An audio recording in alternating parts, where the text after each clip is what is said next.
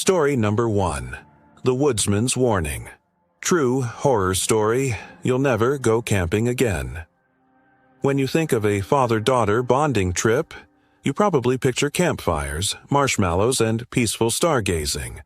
But in the dense pine wilderness of northern Washington, one family outing twisted into something far more sinister. This isn't just a ghost story. It's a chilling reminder that the forest doesn't always welcome visitors, and some things lurking out there don't want to be found. This is the story of the Woodsman's Warning. It was October 14, 2017, an unusually crisp Saturday morning. Jackson Marin, a 38-year-old single father from Spokane, decided to take his 11-year-old daughter, Lily, on her very first solo hunting trip. It had been years since he'd gone out into the wilderness himself, but he felt it was time to pass down the tradition, just like his father had done for him. The destination: a stretch of isolated woodland near the Idaho border known as Everdell Ridge. No cell service, no nearby roads, just endless pine and dirt trails stretching for miles. Jackson wasn't some amateur. He made sure both of them were prepared.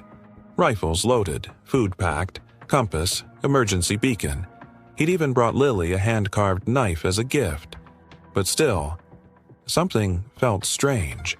The moment they entered the trailhead, the air felt heavier. The silence too complete. Even the birds seemed absent, as if the forest was holding its breath. They set up camp near a shallow stream around midday, just far enough off the main trail to remain hidden. After a light lunch, Jackson led Lily into the woods to scout game. About 30 minutes into their hike, Lily stopped in her tracks and pointed. "Papa," she whispered, "someone's watching us." Jackson followed her gaze and froze. There, about 60 yards ahead, partially hidden behind a thick cedar, was a tall figure. A man. He wasn't dressed for the woods, no orange vest, no gear. Just an oversized gray hoodie and jeans that looked soaked at the ankles. His face was obscured by the shadows, but Jackson noticed something that made his stomach churn. The man wasn't moving, not shifting, not blinking, just staring. Jackson instinctively put his hand in front of Lily, lowering her rifle. "I think he's just passing through," he muttered, though he wasn't convinced himself. He waved awkwardly at the figure. No response. After a moment, the man slowly stepped back behind the tree and vanished. Jackson decided to head back to camp. He didn't want to alarm Lily, but his instincts were screaming at him. They walked in silence. Every twig snap behind them made Jackson twitch. He kept glancing over his shoulder but saw nothing. Back at camp, they tried to settle down and eat, but Lily remained quiet, picking nervously at her food. "I didn't like his face," she said suddenly. "It looked wrong." Jackson asked her what she meant. She paused, then whispered, "It looked like it wasn't his." Before he could press further, there was a faint crunch in the leaves nearby. They both turned. The same man, same clothes, was now standing behind a thin line of trees about 20 feet away. Closer, still staring. This time, Jackson didn't wave. He stood up slowly, placing himself between the stranger and Lily. "Can I help you?" he called out. No reply. Jackson reached for his rifle, but before he could speak again, the man stepped back behind a tree, just like before, and disappeared. But this time, there was a sound, a sharp thud, like something heavy had dropped. Jackson told Lily to pack up quickly. He couldn't risk staying the night. He walked toward where the man had vanished, rifle raised. The trees were thick and the brush even thicker. About 30 feet in, the trail dead-ended at a twisted patch of moss-covered stumps. That's when he saw it, something pale lying on the ground. At first, Jackson thought it was an animal, but as he stepped closer, the truth became horrifyingly clear. It was a human head, face down in the dirt. The skin was bluish, the hair matted with dry blood. No body, just the head. Jackson stumbled back, almost tripping. He didn't look for the stranger. He didn't shout or investigate. He just turned and ran, grabbed Lily by the arm, and they sprinted. They made it back to the trailhead by nightfall. Jackson didn't tell Lily what he saw. Not yet. When they got home, he called the police. A search party was launched the next morning, but no trace of the man or the head was found. However, something else surfaced. A pair of local brothers, Eli and Derek Crowley, had gone missing 2 weeks earlier while bow hunting in the same forest. Their truck was found abandoned by the Ridge Trail, gear still inside. No bodies, no suspects, no answers. Jackson shared his story with authorities. He described the man, the location, the head. But again, nothing turned up. No evidence, no prints, no signs of struggle, just emptiness. And yet, Jackson swore he wasn't crazy. Lily never went into the woods again. Over the next few months, Jackson remained on high alert. He installed motion sensors, cameras, reinforced his doors and windows. He even stopped hunting entirely. Then, one cold November night, a motion sensor was triggered at 2:13 a.m. Jackson reviewed the footage the next morning and froze. The camera facing the backyard had caught movement. Just at the edge of the woods, barely visible in the darkness, was a tall figure in a gray hoodie, standing still, staring directly into the camera. It lingered for 47 seconds before turning and walking back into the tree line. The police were called again. A patrol was issued, but like before, nothing. No footprints, no sign of forced entry. Just silence. Jackson started digging. He came across an obscure blog by a retired forest ranger named Clint Ryerson. Clint wrote about a legend passed down among native tribes near Everdell Ridge, a spirit known as the Borrowed Man. According to the legend, the Borrowed Man was a hunter cursed to wear the faces of those he killed, doomed to wander the woods collecting new ones. He could not speak, only watch, and he always let his prey see him. Twice. The first time was a warning. The second was a claim. To this day, Jackson doesn't know who or what he saw out there. But he never returned to Everdell Ridge, and he never looked for answers again. Sometimes when the forest shows you something, it's not asking for help, it's telling you to leave. So if you're ever deep in the woods and you see a silent stranger watching you from behind a tree, pray it's just a hunter, because if you see him again, you might not make it out. Like, subscribe, and stay in the dark with @DarkCresset. Story number 2. They were watching us in the pines. True horror in the Black Hollow. Some forests hide more than animals. Some whisper warnings in the wind. Others just wait for you to walk in.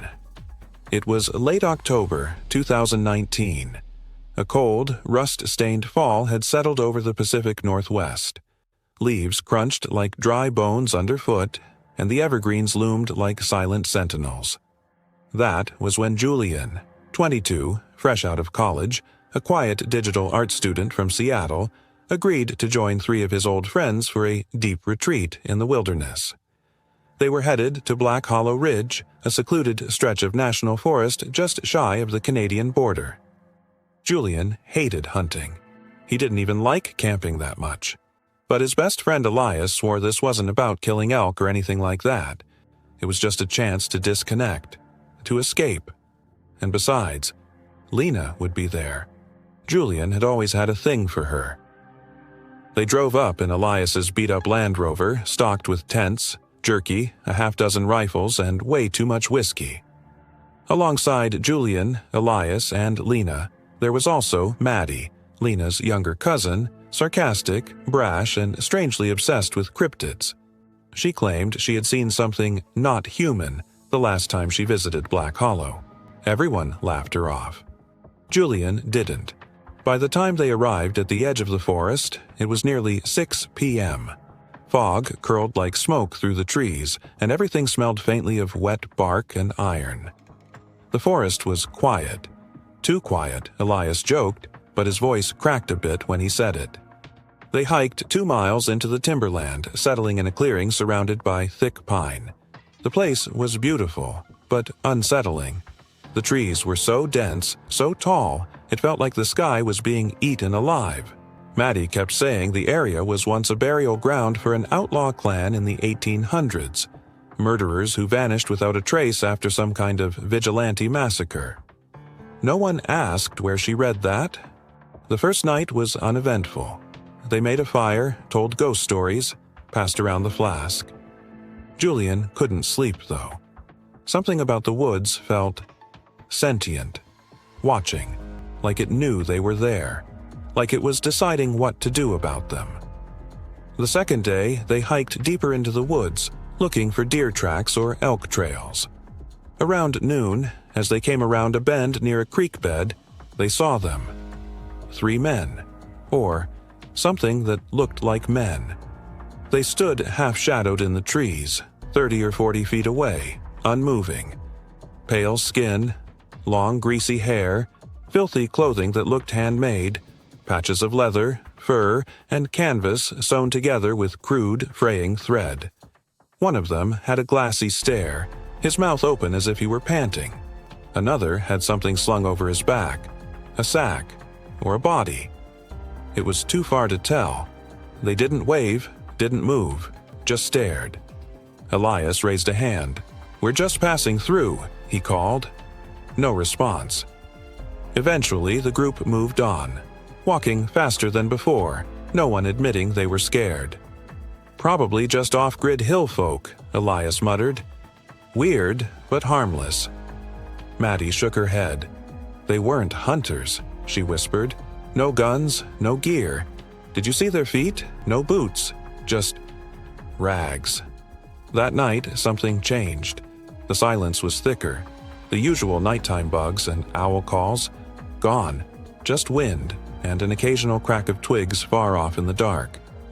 Julian lay in his tent, wide awake, heart thumping. He heard it, the zipper on his tent, moving slightly, then stopping. He held his breath. Nothing. Then a whisper. So faint he wasn't sure if it was real. "He's not asleep."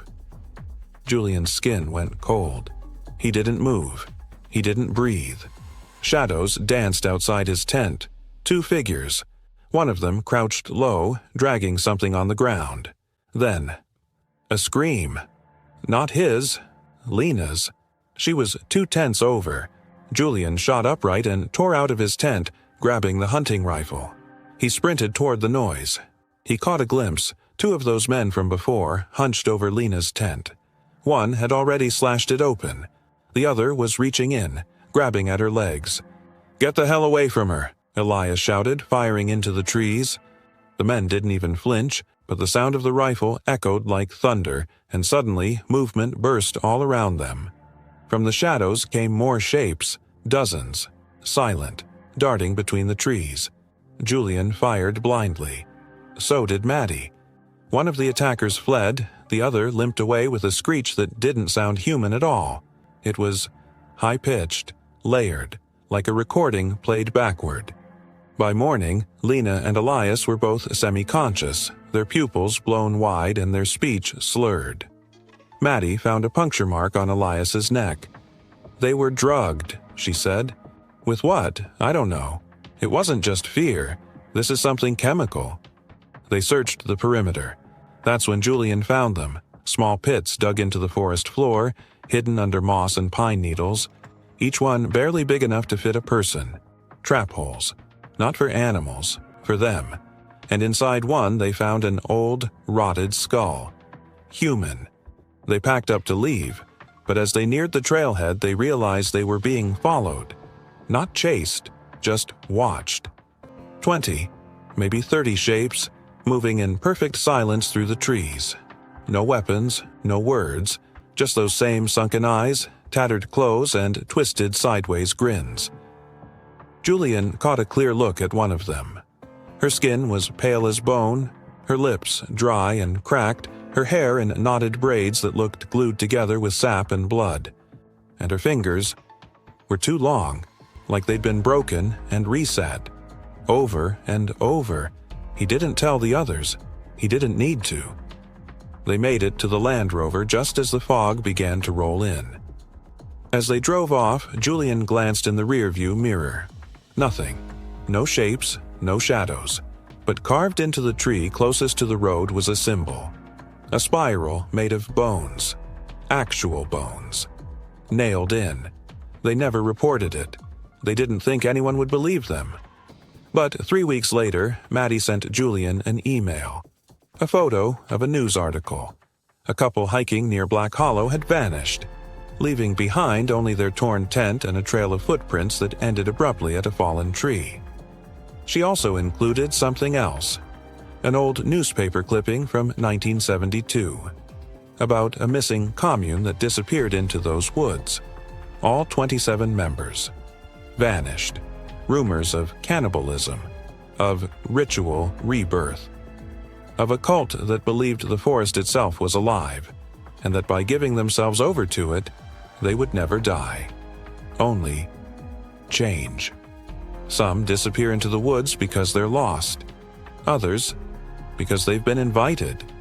Just make sure you're not being watched when you sleep under the pines. Because if they find you, you won't come back the same.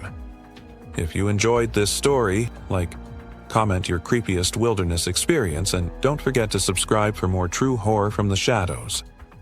Only on DarkCresset. Story number 3. The Night Hunter's Terror, a chilling tale from the shadows. Welcome, brave souls, to another spine-tingling episode on our channel. Tonight, we delve into a harrowing tale that blurs the lines between hunter and hunted.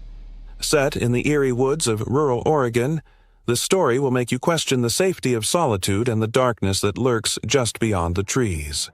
Ensure your doors are locked and lights dimmed as we journey into the heart of terror.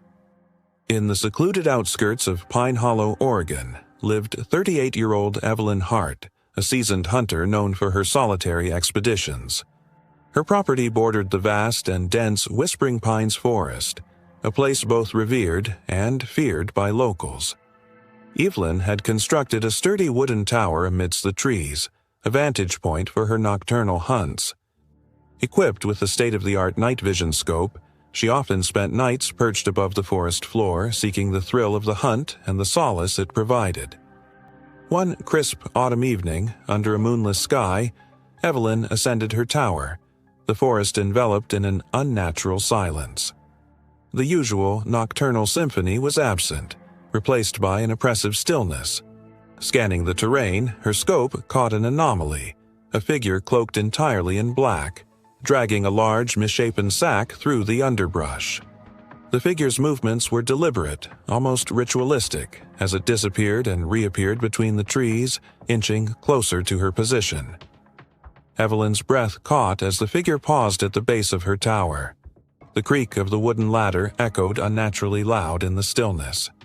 She froze, heart pounding as the figure began its ascent. Each step reverberated through the structure, a countdown to an unknown fate. Suddenly, the climbing ceased.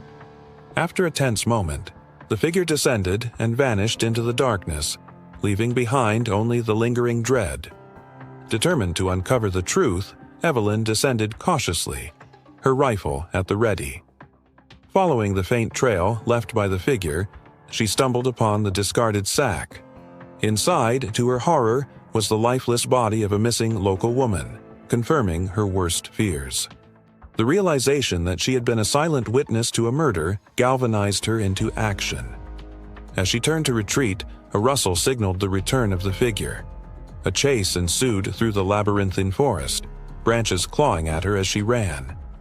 Reaching a clearing, Evelyn spun around, rifle raised. The figure emerged, and in the brief moment before it lunged, she fired. The shot found its mark, and the figure collapsed, revealing a gaunt man with eyes devoid of humanity. Authorities arrived swiftly, the forest now teeming with flashing lights and hushed voices.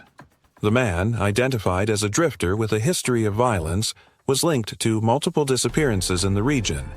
Evelyn's quick thinking and bravery had not only saved her own life, but potentially countless others.